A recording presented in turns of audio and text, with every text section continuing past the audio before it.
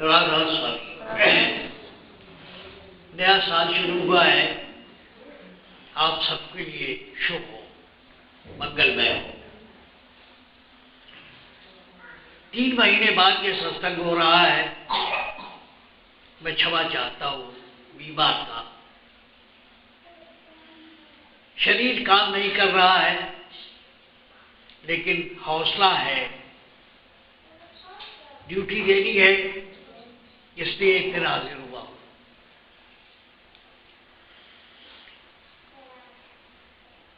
शरीर व्यक्तित्व के 3 हिस्से हैं, शरीर, मन और आत्मा, उसके ऊपर मालिक है। तो शरीर बेकार हो रहा है, उठना बैठना मुश्किल हो रहा है, लेकिन नहीं, एक ड्यूटी देनी है, हाजिर हो। अब सबसे बड़ी बात क्या है, मालिक की बड़ी कृपा है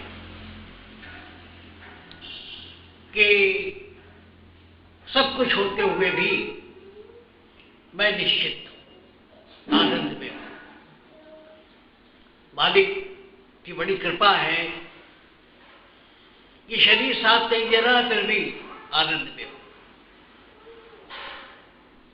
परम दयाल जी कहते थे कि आखिर तुम्हें क्या मिला? शांति मिली। ऐसे ऐसे स्थितियां आई जबकि लगा कि शरीर छूट जाएगा, मैं फिर भी निश्चित था। ये गुरु कृपा है। अब रह गई बात, एक शब्द है सुरत। अभी किसी भजन में पढ़ा गया सुरत। शरीर के जितने भी अंग हैं उनका नाम है,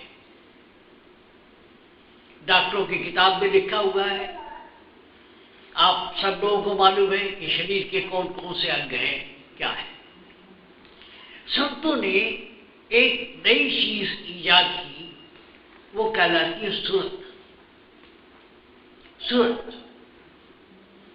सारे योग अभ्यास के लिए सुरत का सहारा लेते हैं। सुरत क्या है?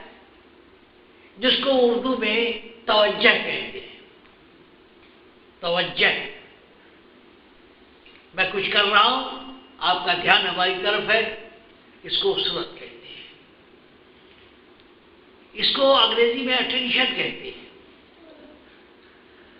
हिंदी में ध्यान कहते हैं। लेकिन ध्यान 2 तरह का है। एक ध्यान वो है जो आप ध्यान करती है, एक जो आप मेरी बात सुन रहे हैं, ये तवज्जह आपकी है, आपका ध्यान है। तो इसी ध्यान को लेकर के सारा योग अभ्यास किया जाता है। संतों ने ये महसूस किया कि अगर हम ध्यान किसी का मालिक की तरफ लगा दें तो सारा काम बन जाएगा। बात बढ़ जाने का अंदेशा है। संतों ने बड़ी कृपा की। एक तो गुदा चक्र से लेकर के राधा स्वामी धाम तक जो सफर था, उसको कबीर साहब ने आधा कर दिया। पहले लोग अपनी आंख को साफ करते थे, पखाने पेशाब पर अपने कंट्रोल करते थे और करते थे। कबीर साहब और उनके साथी संतों ने कहा कि इसकी जरूरत नहीं है, सहस्र कमर से अभ्यास शुरू करो। ये बड़ी कृपा है। फिर पुराने ढंग में 10 इंद्रियों की बात करते थे, जिस 10 इंद्रियों को वश में करो।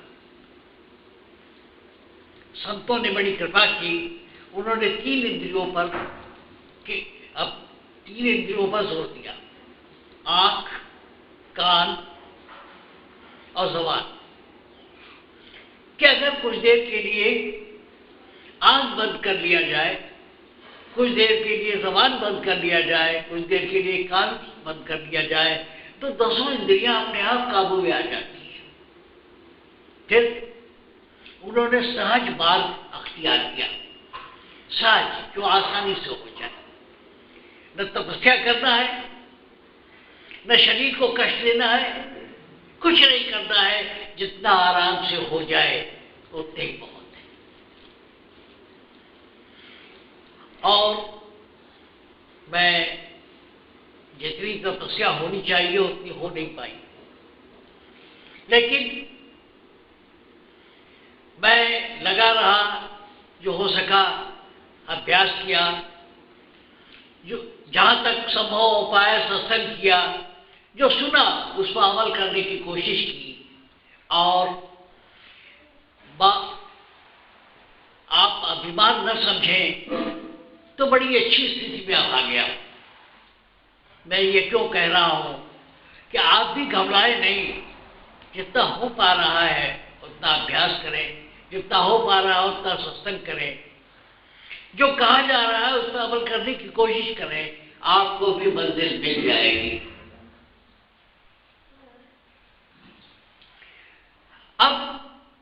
अभी कर्मों की बात चल रही थी। देखिए, हम आप जो तालाब में छोटा सा कीड़ा रेंगता है, वहां से चलकर आदमी की स्थिति तक आए हैं। न जाने कितने हजार जन्म हम ले चुके हैं। तो कर्म, जो कर्म हम पिछले जन्मों में किए हैं वो संचित रहता है, उसको संचित कर्म कहते हैं। और जो हम आज कर रहे हैं वो भी कर्म है, वो भी इकट्ठा हो रहा है। आज हम खेत बो रहे हैं, आज हम बच्चों को पढ़ा रहे हैं, आज हम मेहनत कर रहे हैं, पेड़ पौधे लगा रहे हैं, ये भी कर्म है, इसका भी फल होता है। तो जो पिछले जन्मों का कर्म है उसको हम संचित कर्म कहते हैं। क्या करें भाई, जो आपकी समझ में आए उस तरह जिंदगी अपनी जिए, उस तरह जिए आप। लेकिन अच्छा बुरा जो हो रहा है उसे पिछला कर्म समझे, इसे कर्म भोग कहते हैं। और यही शरणागत है जिसको कहते हैं मौजे मालिक। जो मालिक, हमने अपने हिसाब से काम किया, जो बाकी फल आप दे रहे हैं वो चाहे संचित कर्म कह लीजिए या मौज कह लीजिए, जैसे भी है। हमने खेत बोया, सारी सावधानी बरती, ओले पड़ गए तो ये मौज है। हमें इस बात चीखना चिल्लाना नहीं चाहिए। ये मालिक का अपना तौर तरीका है हमें उभारने के लिए। होता क्या है, मिसाल के तौर पर अच्छी बुरी घटनाएं होती हैं। एक बच्चा इम्तिहान में बैठता है, फेल हो जाता है। वो सोचता है दुनिया बेकार है, पढ़ना लिखना बेकार है, फांसी लगा के मर जाता है। रोज अखबारों में निकल रहा है। एक बच्चा जब फेल होता है तो जिद पकड़ लेता है कि मैं फर्स्ट आके दिखाऊंगा। अंतर एक है, घटना एक ही। रोज अखबारों में पढ़ रहे हैं, पढ़ते हैं आप कि फला बच्चा फेल हो गया और उसने फांसी लगा दी, फला इम्तिहान नहीं पास कर सका, फांसी लगा दी। ये नकारात्मक सोच है। सकारात्मक सोच क्या है? क्या जो असफलता है उसको सफलता में बदलने का संकल्प करते हैं। तो हम आपसे ये कह रहे थे कि जो अच्छा बुरा हो रहा है, आप ये सोचा करें कि हम ऐसी स्थिति में क्या कर सकते हैं, क्या बेहतर कर सकते हैं। परम दयाल जी के गुरु दाता दयाल जी महाराज कहा करते थे, turn the worst into the best. जो सबसे खराब है उसको बेहतर करो, उसको अच्छे से अच्छा बनाओ। अब है क्या, हम रोज जिंदगी में विकट परिस्थितियों में फंस जाते हैं। बड़ी ऐसी, कुछ हमारी अपनी की हुई होती है, कुछ दूसरों की हुई होती है। हम घर पहुंचे, मालूम घर में आग लगी होती है। तो चीखने चिल्लाने की जरूरत नहीं है। आप ये सोचो कि इस वक्त हमारी ड्यूटी क्या है, हमें क्या करना चाहिए। फायर ब्रिगेड को फोन करना चाहिए, आग बुझाने की कोशिश करनी चाहिए, बजाय इसके रोने और एक दूसरे को दोष देने से बेहतर है कि आप हर स्थिति में ये सोचा करो कि हम बेहतर इस स्थिति में क्या बेहतर कर सकते हैं, क्या किया जा सकता है, वो करो। बहुत सी विकट स्थितियां हैं, जबकि आदमी ऐसी भी स्थितियां आती हैं लोगों को कि लोग सोचते हैं कि फांसी लगा दें, जंगल चले जाए, दुनिया छोड़ दें। ये नकारात्मक बातें हैं। आप ये सोचो कि इस विकट स्थिति में हम क्या कर सकते हैं, तो बस संतोष करो। जब फुर्सत मिलेगी तो सोच लेना किसने अच्छा किया, किसने बुरा किया। जैसे जानवर खेतों में घुस के खा लेते हैं, फसल खा लेते हैं, और वो उनको जो मौका मिलता है तो बैठ के जुगाली करते हैं। इस वक्त ये सोचना विचारना कि किसकी गलती है, किसने किया, हम क्यों करें, ये सब सोचने विचारने की जरूरत नहीं है। जो उस विकट स्थिति में आपका कर्तव्य है वो करो, संतोष। शरणागत का मतलब यही है कि आप, इसका ये मतलब नहीं है कि आप अपनी ड्यूटी न करो, आप अपनी समझ से कर रहे हो, ओले पड़ गए, बारिश आ गई और चीजें आ गई, मालिक तेरी मर्जी।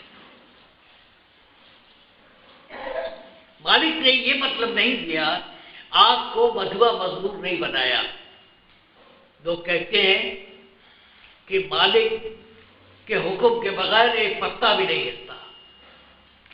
ठीक है, अगर पत्ता भी नहीं हिलता तो हम जो पाप कर्म करते हैं वो भी तो मालिक ही के इशारे में करते हैं, उसी के कराए करते हैं। ये गलत बात है। ऐसा क्या कि सवाल भी मालिक ही दे, जवाब भी मालिक ही दे और पास फेल करें? नहीं, उसने हमको ये विचार करने के लिए हमारे पास एक औजार दिया है। जब कोई काम करते हैं हम, तो एक मन कहता है कि हम करें, दूसरा कहता है न करें। इस तराजू पर तौल करके जो हम चलते हैं, उसी का कर्म, उसी का फल हम भोगते हैं। ये नहीं है कि मालिक ने आपको बांध रखा कि नहीं यही करो, नहीं, आपको आजाद कर रखा है, काफी हद तक आजाद कर रखा है, और तब वो उसका फल देता है। क्यों? हृदय तराजू, ये तराजू तौल, जो हम सत्संग में चले न चले, चले न चले, जब मन कर, जब आप सकारात्मक कदम उठाते हैं कि नहीं हमको चलना चाहिए, हमारे लिए बेहतर है, हमें कुछ शांति मिलती है, ये इस तरह जो आप चलते हैं, और या अलसा के लेट गए, बड़ा जाड़ा है यार, थोड़ी देर लेट जाओ, तो फल उसी पर मिलता है। आपको काफी हद तक आजाद कर रखा है। कैसे? जैसे रेल की पटरी, रेल की पटरी पर, जब पटरी पर रेल चलती है तो जितनी दूर चाहे आगे पीछे, अमृतसर से दिल्ली तक, दिल्ली से कन्याकुमारी तक, लेकिन एक बात है, पटरी के बाहर नहीं चल सकते हो। काफी हद तक आपको आजादी दी है मालिक ने, लेकिन एक सीमा है, उसके बाहर आप नहीं जा सकते। एक सीमा है, आप महसूस करते हैं कि आप करना चाहते हैं, नहीं कर पाते हैं। क्यों? क्योंकि सीमा है आपकी। तो करीब करीब मुझे ऐसा लगता है जैसे रेल की पटरी बिछी हुई, उस पर आप चलते चलो, किसी को भाग्य कहते हैं। लेकिन ये मतलब नहीं है कि आप बिल्कुल बंधे हुए हो, गुलाम हो। उसने गुलाम नहीं बनाया, उसने आपको आजाद किया। क्या हम करें क्या न करें, इसके लिए आपने दिल में हाँ और नहीं का औजार दिया कि आप सोचो, अपनी बुद्धि से सोचो कि आपको ऐसी स्थिति में क्या करना है, क्या नहीं करना है। तो दोनों बातें हैं, आप बंधे भी हो और आप आजाद भी हो। जब आप अपनी आजादी का इस्तेमाल करते हो, वही कर्म बनते हैं, उन्हीं का फल मिलता है। ये जिंदगी बड़ी खूबसूरत है, आप थोड़ा ध्यान देने की जरूरत है। आप सोचो, जब पहला आदमी इस पृथ्वी पर पैदा हुआ होगा तो न खाने को रहा होगा, न पीने को रहा होगा, लेकिन आज हम कहां तक तरक्की कर गए, कहां तक तरक्की कर गए और करते जा रहे हैं, सिर्फ अपनी अकल लगाने में। ये जो आज हम भोग रहे हैं, ये हमारे पुरखों ने जो सोचा समझा और जो दिया हमको, उससे हम आगे बढ़ रहे हैं। हम भी अपने आने वाली पुश्तों को कुछ दे रहे हैं। कुछ मशीनें बन रही हैं, कुछ दवाइयां बन रही हैं, कुछ और चीजें बन रही हैं। आदमी बढ़ता ही चला जाता है। तो जिंदगी बड़ी खूबसूरत है। हाँ, हमें सीखना होगा कि हम जिए कैसे। आज भी मैं ये कहता हूं कि नहीं, जिंदगी बड़ी खूबसूरत है, काश अगर जीने का मंत्र पहले मिल गया होता। देखो, परम दयाल जी ने कहा कि मालिक जो कुछ भी करता है हमारे भले के लिए करता है, जीव के भले के लिए करता है। उन्होंने अपनी मिसाल दी, कह लगे मेरा एक बेटा मर गया, मेरे 14 साल का हो, बुढ़ापे की औलाद था, मैं सोचता था इसको कौन पढ़ाएगा लिखाएगा। मर गया, मेरा खून बढ़ गया, मेरे दाता ने मुझ पर कृपा की कि मेरी जिम्मेदारी खत्म कर दी। चले एक बेटी ब्याह करने योग्य थी, मर गई, झंझट छूटा, मेरे पास पैसे नहीं थे कि उसकी शादी करता। फिर एक ब्याही हुई बेटी मर गई, मेरा खून और बढ़ गया। क्यों? दामाद जो है कभी साइकिल कभी घड़ी मांगे, तंग किया करे। कहने का मतलब ये है, ये संतों से देखने की बात है। यहाँ तो मामूली एक मुराद पूरी नहीं होती, एक इच्छा नहीं पूरी होती, लोग ताने मारते हैं कि महाराज आपने कहा था ये नहीं हुआ। अरे भाई, हमारा काम ये नहीं है। हम सब कहते हैं कि हम सब कुछ कर सकते हैं, आप मानते हो, हम आशीर्वाद देते हैं, हम आपकी भावना को बल देते हैं कि आपकी मनोकामना पूरी हो। कहने का मतलब ये कि परम दयाल जी जैसा आदमी, जिसके 2 लड़कियां मर गई, ब्याही कुंवारी, और एक लड़का मर गया छोटा, और फिर भी उनकी आस्था अपने गुरु में कम नहीं हुई। ये कमाल की बात है। इसलिए वो कहते हैं, ये सब सुनाने के बाद वो कहते हैं कि मेरे दाता ने मुझ पर दया कर दी।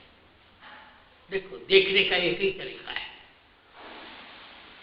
बहुत से सत्संगी हैं जिनकी मनोकामना पूरी नहीं हुई, उन्होंने आना छोड़ दिया। और परम दयाल जी इन सब घटनाओं को सुनाने के बाद परम दयाल जी कहते हैं कि मालिक जो भी करता है भक्त के सुधार के लिए करता है।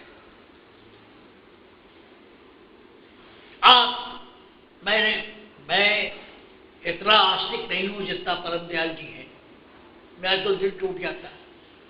लेकिन सोचना चाहिए, ख्याल करना चाहिए कि मालिक आपको मंजिल पर ले जाने के लिए क्या क्या करता है। इसी को कहते हैं मौज मालिक। अच्छा हुआ बुरा हुआ, इससे बुरा क्या होगा? 2 बच्चे मर जाए, 3 बच्चे मर जाए, और फकीर की आस्था और विश्वास अपनी जगह अडिग रहे। इसलिए आदमी परम दयालु होता है। यहां तो एक काम कहा लोगों ने कि साहब मेरे बेटा हो जाए, नहीं हुआ, आशीर्वाद दे दिया, नहीं हुआ, आना बंद कर देंगे। किसी की बच्ची को नौकरी नहीं मिली, वो आना बंद कर देंगे, ठीक है, कोई है नहीं। ये हमेशा आज नहीं, हमेशा से होता रहा है। कबीर साहब के वक्त में भी था, परम दयाल जी के वक्त में भी था, होता रहता है। हमारा काम अपनी ड्यूटी देना है, बाकी जो आए उसका भला, जो ना आए उसका भला। परम दयाल जी ने लिखा है कि जब मुझसे कोई कुछ कहता है, मांगता है, तो मैं उसको अपनी फोटो दे देता हूं, इसका ध्यान किया करो, तुम्हारा काम हो जाएगा। कल दोबारा मैं लौट के आता हूं और पूछता हूं कि महाराज ये काम नहीं हुआ, तो मैं पूछता हूं कि तुम्हारा ध्यान बना? क्या नहीं महाराज? क्या नहीं बना तो काम कैसे होगा? तो सवाल इस बात का है कि कोई आदमी सिवाय इसके कि उन बाबा लोगों को जो ठगते हैं, बाकी संतों का यही हाल है, चाहे वह दाता दयाल हो, चाहे परम दयाल हो, चाहे जो। आपकी जितनी तीव्र इच्छा होगी उतनी ही पूरी होगी। तो मैं आपसे कह रहा था कि मालिक पर भरोसा रखो। देखो,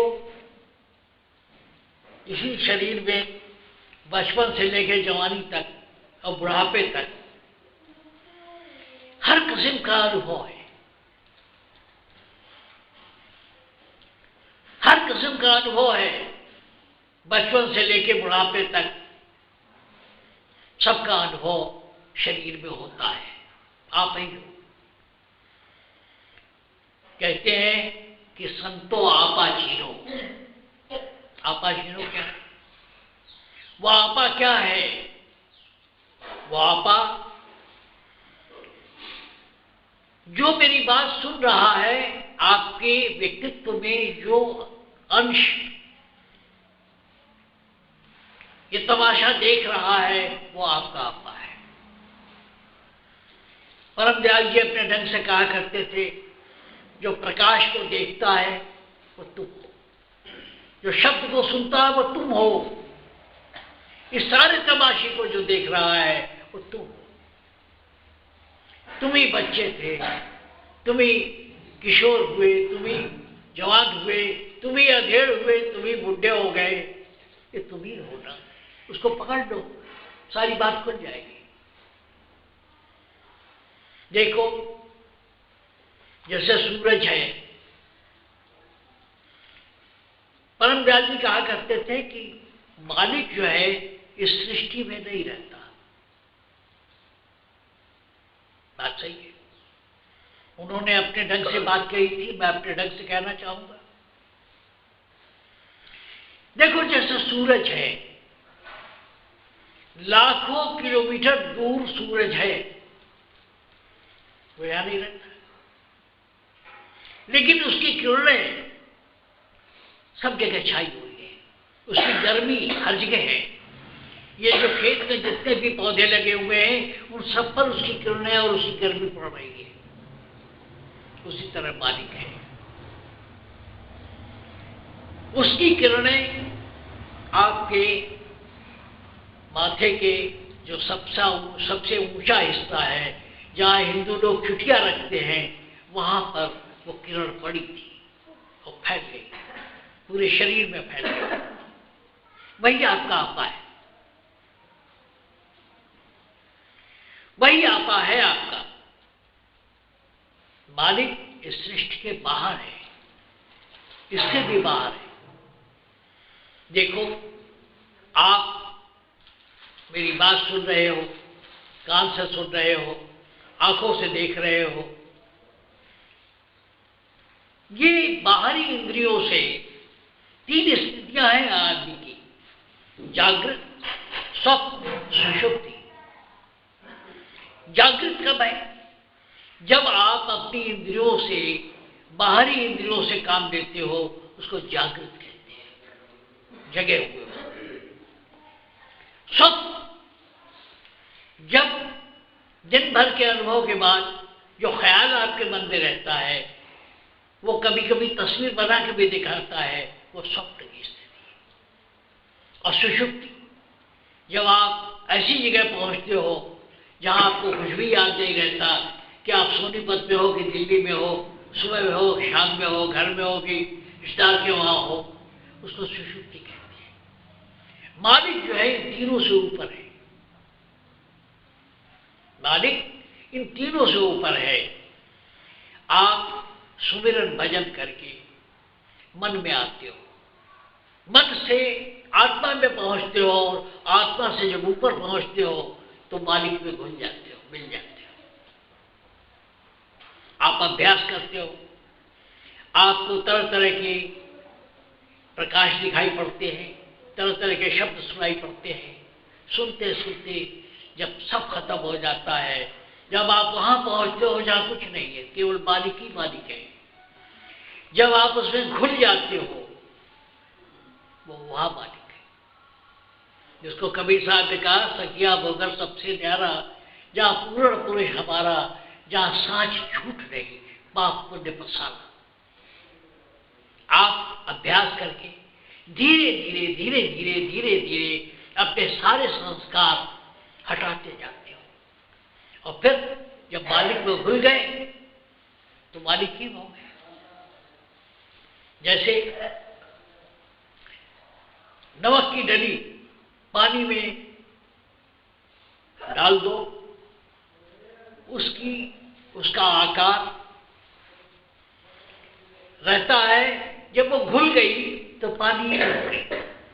इसी तरह आप अभ्यास करते करते, शब्द और प्रकाश देखते देखते जब आगे पहुंचते हो, मालिक में जब घुल जाते हो तो दूसरा कोई और नहीं होता, आप ही आप होते हो। वही अविनाशी तत्व है। कोई आदमी अच्छा खासा बातचीत कर रहा है, कामकाज कर रहा है, लेटा, उसके शरीर से कोई चीज निकल गई, वही अविनाशी तत्व है।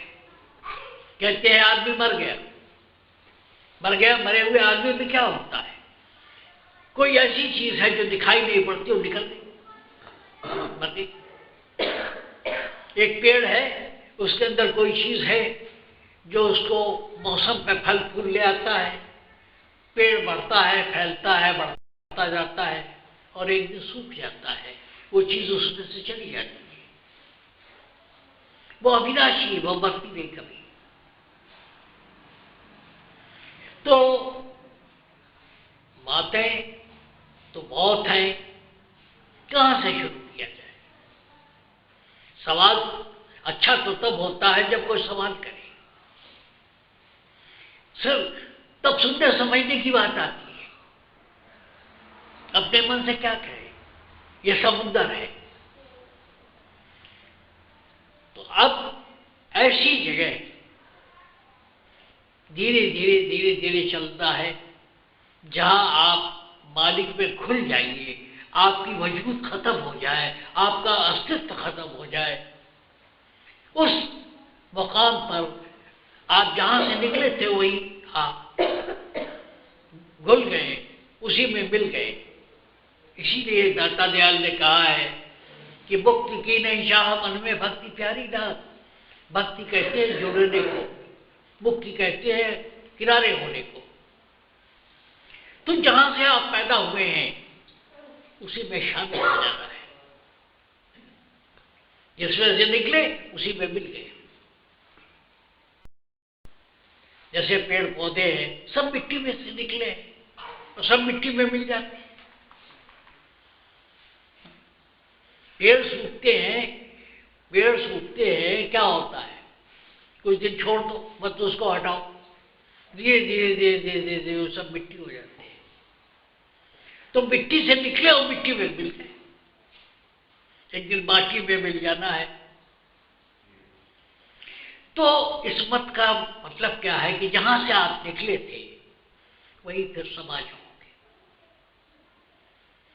मालिक एक अवस्था है। खैर, ये तो फिलॉसफी की बातें हैं, ये तो कोई जिज्ञासु पूछे तो उसे समझाने की बात है। सत्संगों में बहुत सारी फिलॉसफी दी गई। आज 10 साल हुआ मैं सत्संग दे रहा हूँ, कभी किसी किताब से हमने भजन नहीं, किसी किताब से हमने सत्संग नहीं लिया। अब मैं सोचता हूँ क्या कुछ महर्षि जी के भजनों पर भी ध्यान दिया जाए। भाई आपकी सारी बात सही, हम क्या करें? एक साधारण आदमी कहता है क्या करें। फरीदाबाद में शब्दानंद जी महाराज विराजमान है, फिलहाल इस वक्त नहीं है, अपने गांव गए हैं। इनके पिता बाबू गोपाल प्रसाद पोस्टमास्टर थे। कई भाई बहन थे ये लोग, दाता दयाल अक्सर उनके वहां ठहरा करते थे। तो शब्दानंद की जैसे घर की औरतें होती हैं, खाना बना के पति को दे, बच्चों को संभाले, ये करे वो करे, घर का बर्तन बासन करे, तो दिन भर उसी में उलझी रहती है। तो शब्दानंद की मां ने कहा महर्षि जी से कि महाराज अभ्यास नहीं कर पाता, हम क्या करें? अब वही भजन दाता दयाल का ये तरीका था कि कोई उनको खत लिखता था तो कभी कभी खत का जवाब गद्य में दे देते थे, लेकिन कभी कभी भजन कह के उस बात को समझाते थे। आज पता नहीं क्यों प्रेरणा मिली कि भाई सारी बात सत्संग के ऊपर नीचे बाल की खाल निकाल के रख दिया जाए, एक साधारण आदमी क्या करे। इसलिए वो उस भजन की याद आई जो दाता दयाल ने शब्दानंद की मां को लिखा था। निकालो किताब। इसमें वो तरीका है कि आदमी करे क्या, एक साधारण आदमी या खास करके औरतें क्या करें। देखो, माई सुख से जन्म बिताओ। दाता ने क्या जवाब दिया?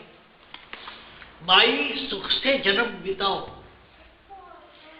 सो सुख है गुरुचरण प्रेम में, नित गुरु के गुण गाओ।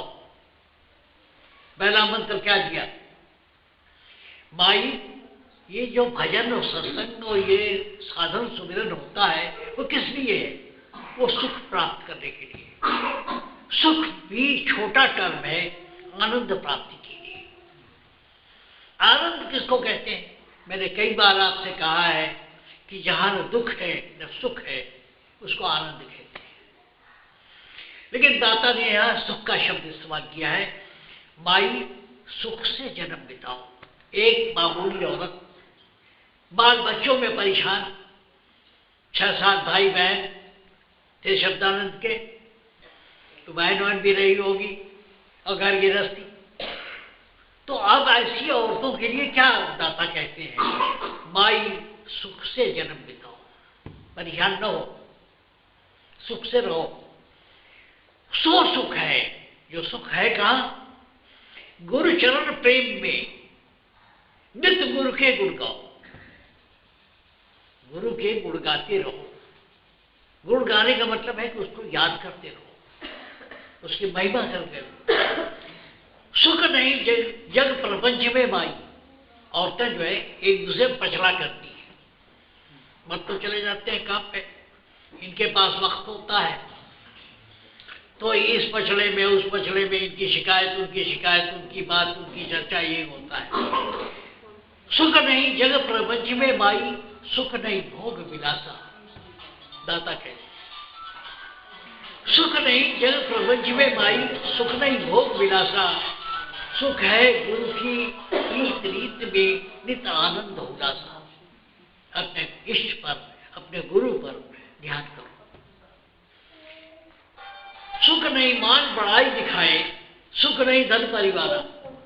अरे हमारे तो 6 लड़के हैं, हमारे तो इतनी खेती है, हमारी इतनी, इसमें भी सुख नहीं है। सुख नहीं मान बढ़ाई दिखाए, सुख नहीं धन परिवारा। सुख है अंतर वृत्ति जमाए, गुरु का लेके सहारा। सबसे बड़ी बात, गुरु का सहारा लेकर के अपनी वृत्ति को उसमें जमाओ। उपाय बताते हैं, सुख है अंतर वृत्ति जमाए, गुरु का लेके सहारा। जब आप सुमिरन करते हो, गुरु का ध्यान करते हो, उसमें धीरे धीरे हमारी वृत्तियां, हम परेशान इसलिए हो गए हैं कि हमारी वृत्तियां बाहर फैल गई हैं। हम उन्हें धीरे धीरे संभालें। आदत तो हमारी बिगड़ी हुई है, क्या करें? कुछ देर आंख बंद कर ले, कुछ देर जबान बंद कर ले, कुछ देर कान बंद कर ले और गुरु का ध्यान करें।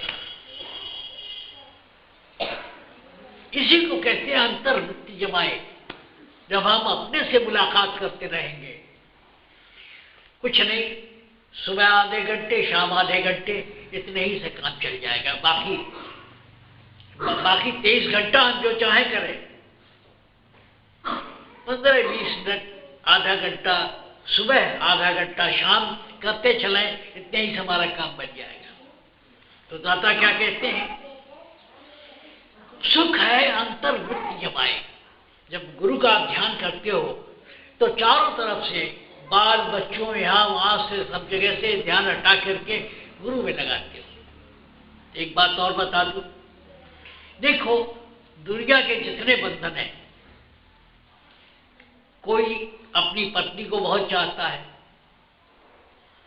वो भी एक बंधन का कारण होता है। कोई औरत अपने पति को बहुत चाहती है, वो भी एक बंधन का कारण है। कोई बाल बच्चे में रहता है, लेकिन एक गुरु का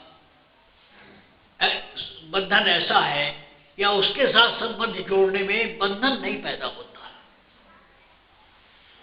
गुरु में ध्यान लगाने से बंधन नहीं पैदा होता। लोग मरते हैं, वो कहते हैं कि साथ हिरण्य का सारी वो कौन ऋषि थे, हिरण्य के बच्चे को पाला, वो नदी में डूब रहा था, उसी में उनका ध्यान लग गया और अगले जन्म में हिरण्य बन गए, हिरना बन गए। तो जितने हैं वो सब बंधन पैदा करते हैं, कोई नाती में, कोई पोते में, कोई किसी में, कोई लड़के में, कोई उसमें। लेकिन एक गुरु का संबंध ऐसा है जो आपके चित्त को एकाग्र कर देता है और बंधन नहीं पैदा करता। एक सहारा, एक सीढ़ी है। तो दाता दयाल क्या कहते हैं? सुख है अंतर्वृत्ति जमाए, गुरु का लेके सहारा। गुरु का सहारा लेकर आप कोशिश करिए कि आपकी वृत्तियां अंदर एकाग्र हो। सुख नहीं बाहर पर्वत वन में, सुख नहीं सैर तमाशा। ये तमाशा देख रहे हैं, लोग घूमने फिरने जा रहे हैं। आज हम लोग रास्ते में आ रहे थे, कह रहे थे कि मौसम बड़ा अच्छा है, कहीं दूर चला जाए घूमने टहलने। कहते हैं दाता, सुख नहीं बाहर पर्वत वन में, सुख नहीं सैर तमाशा। सुख है तेरे अंतर माई, अंतर कर जिज्ञासा। ये जो है अपने अंदर में जब तुम ध्यान और सुमिरन करो तो ये जिज्ञासा हो कि इसके आगे क्या है, आगे क्या मिलता है, आगे क्या अनुभव होता है, आगे कौन सा प्रकाश दिखाई देता है, आगे कौन सा शब्द सुनाई पड़ता है। कहते हैं सुख है तेरे अंतर माई, अंतर कर जिज्ञासा। अब सही तरीका बता रहे हैं, प्रोग्राम बता रहे हैं। नित उठ गुरु की भजन बंदगी, नित गुरु संगत करना। नित उठ गुरु की भजन बंदगी, नित गुरु संगत करना। अब गुरु तो रोज मिलता नहीं, लेकिन चित्त से, ध्यान से उसके संग वक्त गुजारना, ये संगत कहलाती है। क्या हम उनका ध्यान कर रहे हैं, जागते हुए भी काम कर रहे हैं, फिर भी ध्यान हमारा है, वहां लगा हुआ है। नित उठ गुरु की भजन बंदगी, नित्य गुरु संगत करना। घट में भजन हो, घट में संगत, घट गुरु नाम सुमिरना।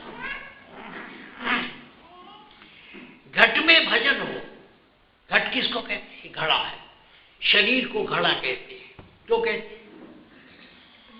घड़ा जो है बड़ा कमजोर है, जरा सा ठोकर लगे टूट जाता है। शरीर का वही हाल है। अभी हम लोग आ रहे थे, रास्ते में एक गाड़ी लेके जा रहा था, टक्कर होते होते बची, तो शीशा उठा टूटा। तो शरीर इतना कोमल है आपका, घड़े की तरह है।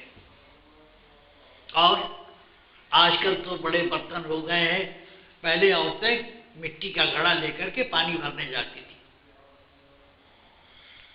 थोड़ा पानी डाला, बातचीत कर रही है तो घड़े में पानी रहता था और तालाब में भी पानी है। बीच में जो दीवार है घड़े की, वो दोनों को अलग करती है। आपका शरीर जो है आपको मालिक से अलग किए हुए है, इसीलिए घट कहते हैं। तो ये जो कहते हैं घट में भजन हो, बस बैठे हुए हैं अपने मन ही में भजन कर रहे हैं। घट में भजन करने का मतलब क्या? मन में भजन। घट में भजन हो, घट में संगत, और मन ही में हम अपने गुरु का ध्यान कर रहे हैं, सोच रहे हैं उनके बारे में। घट गुरु नाम सुमिरना, और घटी में बैठ के मन से ही, घट का मतलब मन से। घट में भजन हो, घट में संगत, घट गुरु नाम सुमिरना, तेरे घट में गुरु विराजे, गुरु सच्चित आनंदा। आगे कहते हैं तेरे घट में गुरु विराजे, गुरु सच्चित आनंदा। सच्चित क्या है? कहते हैं भगवान, देखो बात कहाँ जा रही है। कहते हैं आप भगवान सच्चिदानंद है, आप भी सच्चिदानंद।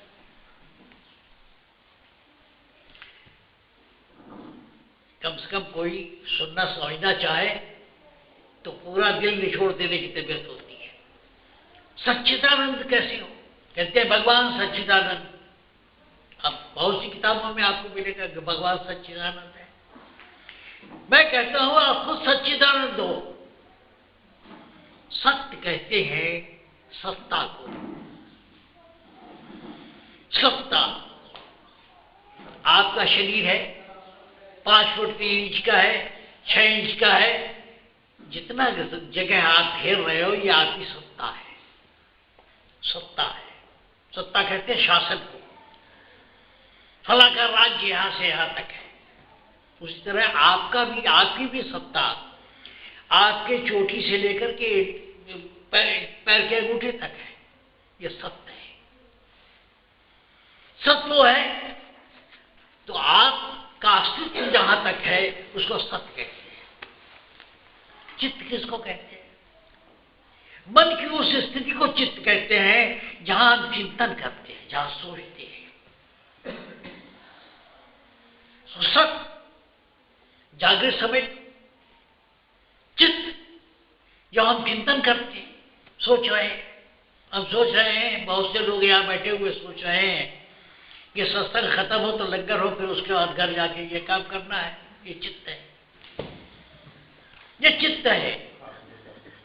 तो सत्य भी है, चित्त भी है। और आनंद कहाँ है? जब आप आत्मा में हो। जो हम शरीर में हैं, जो हम शरीर में हैं तो हम अपनी सत्ता में घूम रहे हैं। सर से लेके पैर तक हमको अपने शरीर में घूम रहे हैं। ये सत्य है।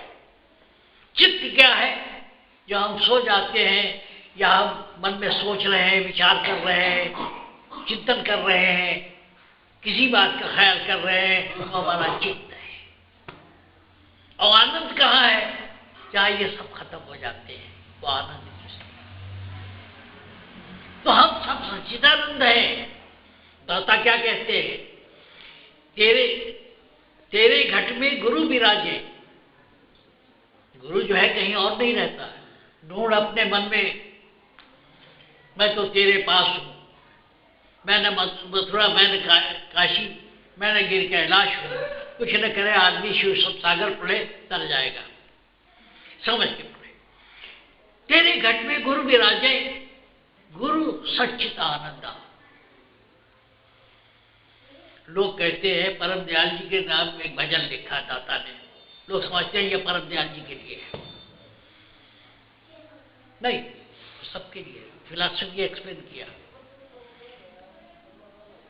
तू सच्चित आनंद की मूर्त, कहते तू सच्चित आनंद की मूर्त। वही बात जो मैं आपसे कह रहा हूं। बाबा फकीर को संबोधित करके उन्होंने बताया कि आदमी की पर्सनालिटी में सच्चिदानंद है। सत्य क्या है? जो आप शरीर में है, अपनी सत्ता में है। चित्त क्या है? जब शरीर का ध्यान छोड़ करके आप मन के दायरे में घूम रहे हैं। और आनंद कहाँ है? जब मन से आप ऊपर उठ जाते हैं। इसको कहते हैं सच्चिदानंद। आप सब सच्चिदानंद। ज्ञान नहीं है इसलिए नहीं। इसलिए कहते हैं गुरु है, इसी को कहते हैं, तो है ना कि रूप तेरा प्यारा, फकीरा रूप तेरा प्यारा, तू सच्चित आनंद की मूर्त, तू तीनों से प्यारा। गजब कर दिया। लोग समझते हैं कि बाबा फकीर को कहा, नहीं, उन्होंने पूरे मानव मात्र को कहा कि तू सच्चित आनंद की मूर्त, तू तीनों से प्यारा। ये हमारी मंजिल नहीं है। हम सच्चित आनंद से ऊपर जब जाते हैं, जिसको चौथा पद कहते हैं, वो हमारी मंजिल है। जब मालिक पे खुल गए, हमें अपना ख्याल नहीं। जिसको परम दयाली कहते थे कि मैं वहां पहुंच तो जाता हूं लेकिन ठहर नहीं पाता।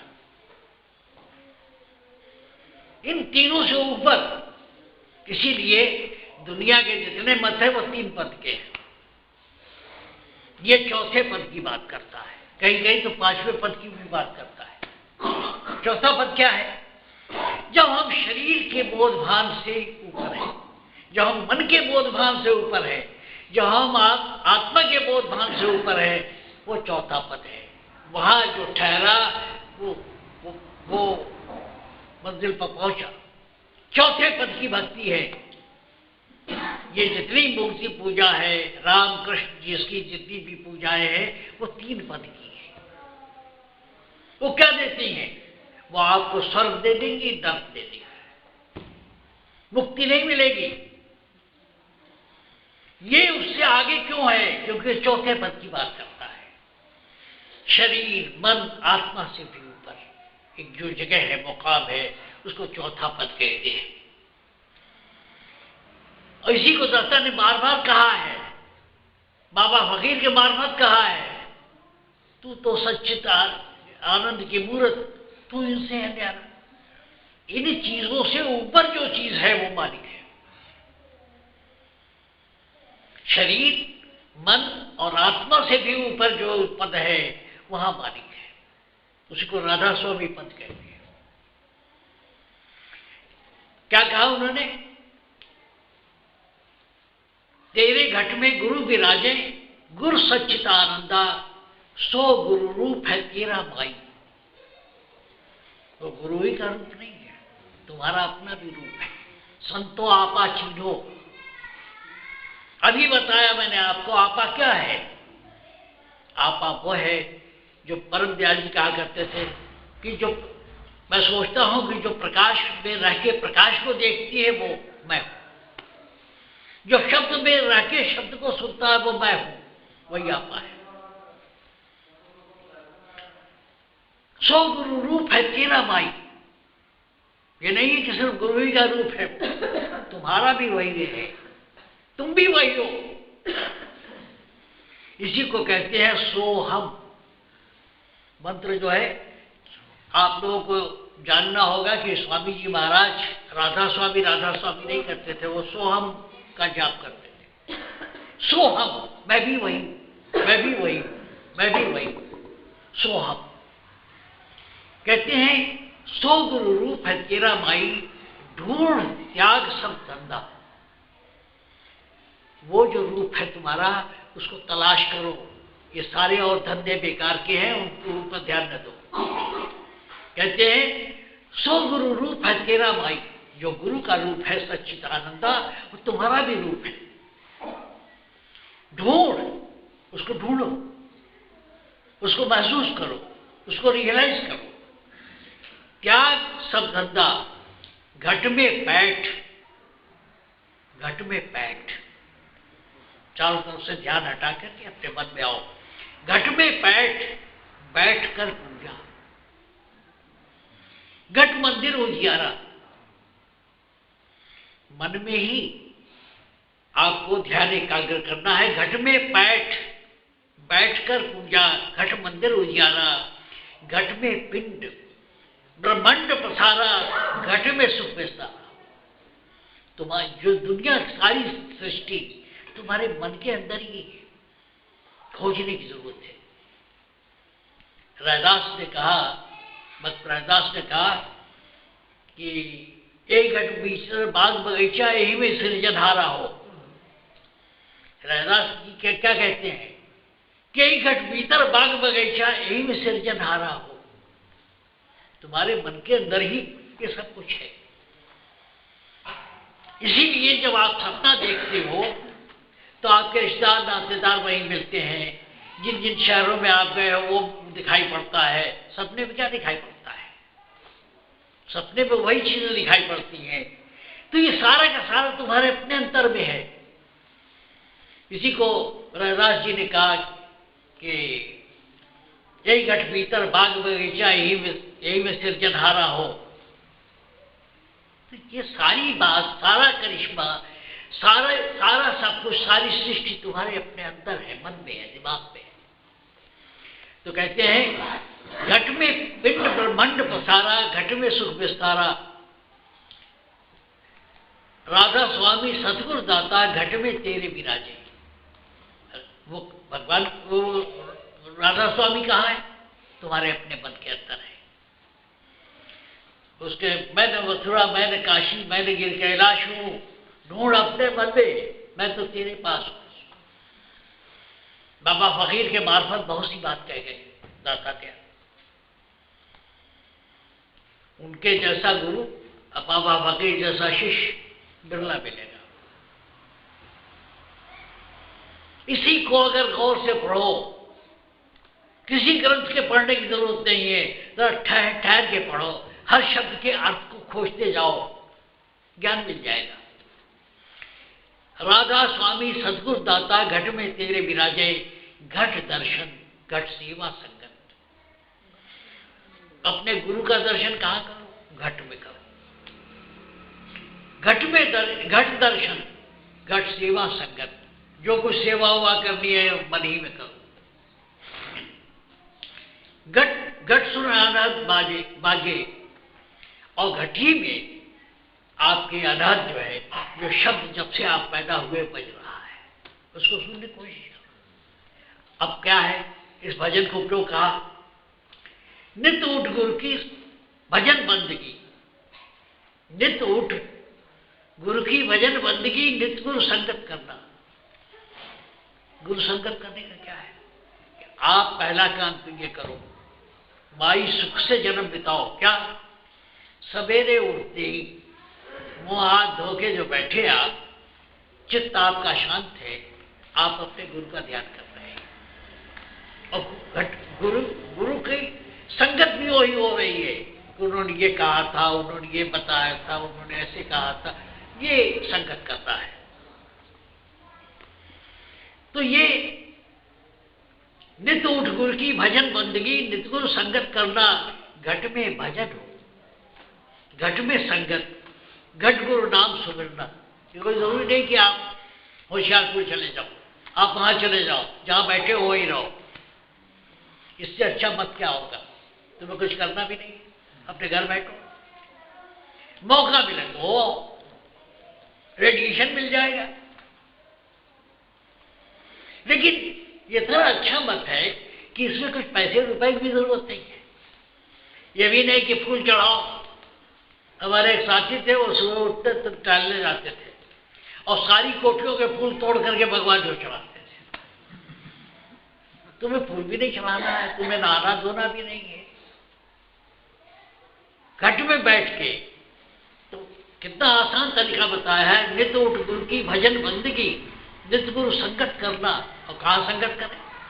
घट में भजन हो, घट में संगत, घट गुरु नाम सुमिरना। तेरे घट में गुरु विराजे, गुरु सच्चिदानंदा, सो गुरु रूप है तेरा माई। यही तेरा आपा है। ढूंढ त्याग सब रद्दा, घट में बैठ कर पूजा, घट मंदिर उजियारा। घट में पिंड ब्रह्मंड पसारा, घट में सुख विस्तारा, राधा स्वामी सतगुरु दाता, घट में तेरे विराजय, घट दर्शन घट सेवा संगत, घट सुन अनंत अनंत अनंत बानी। उन्होंने ये तरीका बताया कि ठीक है, तुम साधारण औरत हो, तुम्हारे बाल बच्चे बहुत है, घर गृहस्थी का काम बहुत है, तुम ये क्या करो। न कोई फिलॉसफी बताई, न कुछ और बताया, एक साधारण तरीका बताया कि तुम कैसे आगे बढ़ सकती हो। इसलिए दुनिया की बातें तो फिलॉसफी और दर्शन बताया जा सकता है कि मालिक क्या है, कहाँ है, कैसे है, मरोगे तो कहाँ जाओगे, कहाँ से पैदा हुए हो, कहाँ पहुँचना है, ये सारी बात बता है। हम क्या करें महाराज, हम क्या करें, हमें कोई आसान तरीका बताओ। इसलिए बेहतर ये है कि सो के उठने के बाद, मुँह हाथ धोने के बाद, देखो पैखाना पेशाब रोकने लायक चीज नहीं है, ये शरीर पर बुरा असर करते हैं। पहले तो रात भर का जो इकट्ठा है उसे त्याग दो, चाहे मंजन करो या न करो, नहाओ या न नहाओ, लेकिन पेट में जो इकट्ठा है उसे निकाल दो, तो बैठो या वो हाथ भी धो दो।